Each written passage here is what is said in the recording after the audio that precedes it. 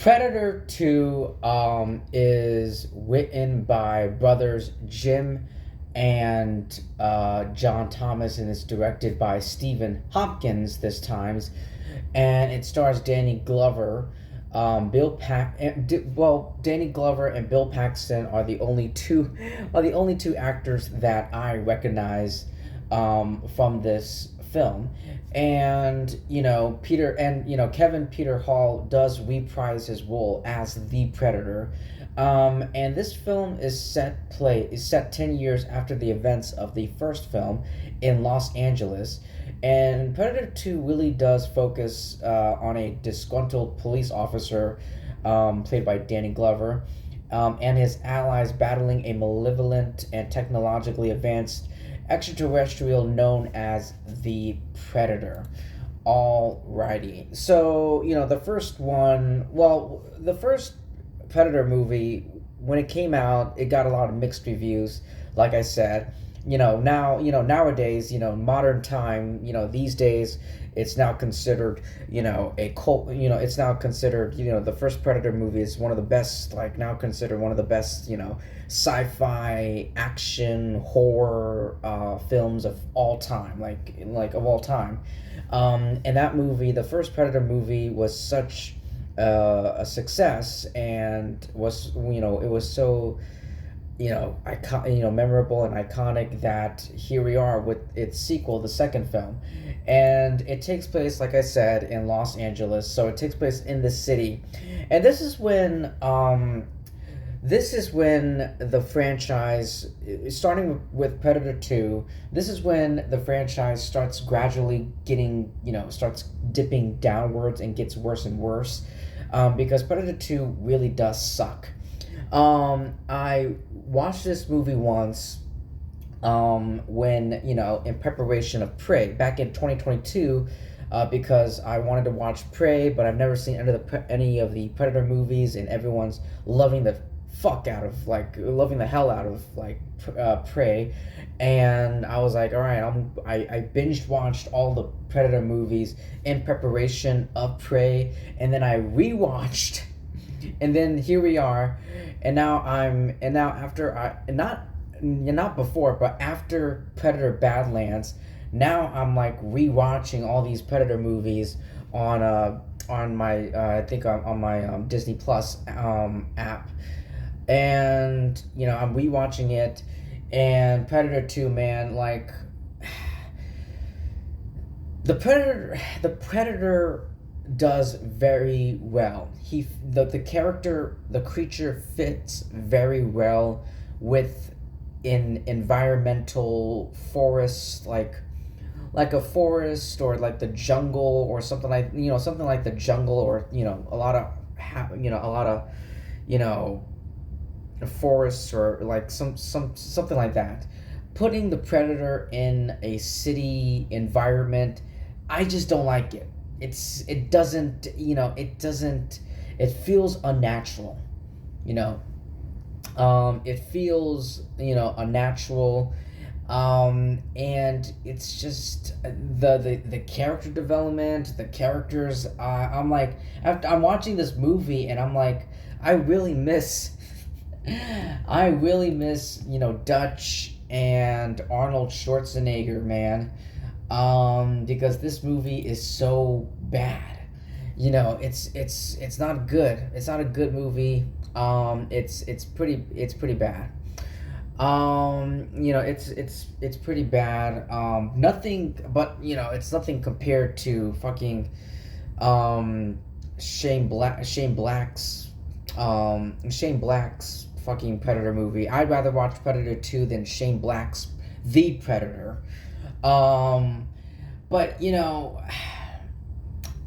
Danny Glover, even though there wasn't a whole lot, I thought, the casting, the casting of Danny Glover, as this action hero in this film, I was very impressed with his performance, and with the decision, with the choice, it's just a Predator, just the thrill, Like it's not there anymore. Like the thrill of the hunt, it's gone, and it's replaced with this, police legal environment, like putting the predator into a different setting environment. It just doesn't fit well, and he's just hacking and slashing all these police officers and all these human beings for the sake of it. It's just, I'm not really feeling anything, um and I mean, there were some moments, sure, that I enjoyed. um there were a little bit of, especially for people who, especially, it's kind of, it reminded me, if you love RoboCop, and if you love the Harrison Ford Blade Runner, the first Blade Runner movie, it's like a combination of both of them. It's like a combination of both of them in, especially with those films. You can definitely feel those movies' presence in this film. um and going back to Danny Glover, he brings such an unusual depth to this action adventure, and proves fiercely effective as the Predator's new arch nemesis. um it is numbingly violent. But Danny Glover's ability to bring warmth to the center of this cold-hearted film, I thought that he did a great job. But yeah, um, it's um,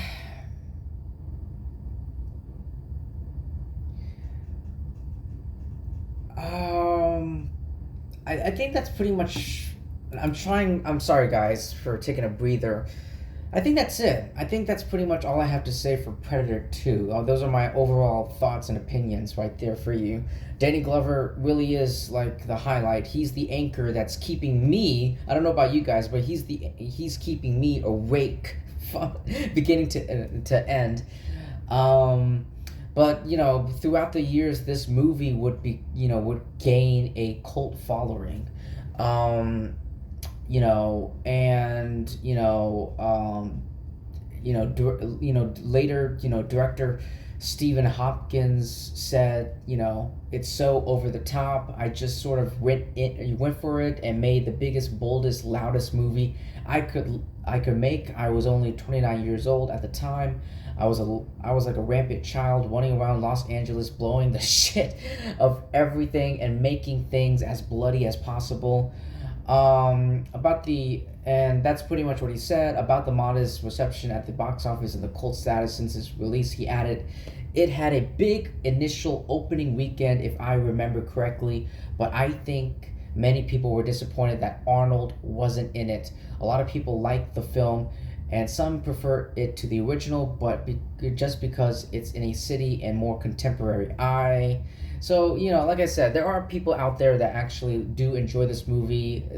I mean, I can't believe there are people out there that actually enjoy this movie, and actually prefer it to the original one. I don't see what you guys see, what those 50% of people of the human population see. But sure, if you like Predator 2 over the original one, go ahead and watch the hell out of this movie and enjoy the hell out of it.